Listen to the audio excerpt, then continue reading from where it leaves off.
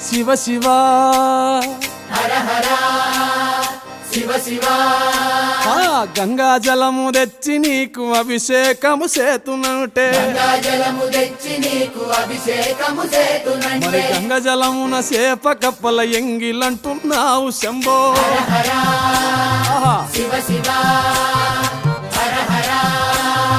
శివ శివ సాంబ శివ నీదు మహిమ ఎన్నటికీ తెలియదాయే హర హర శివ శివ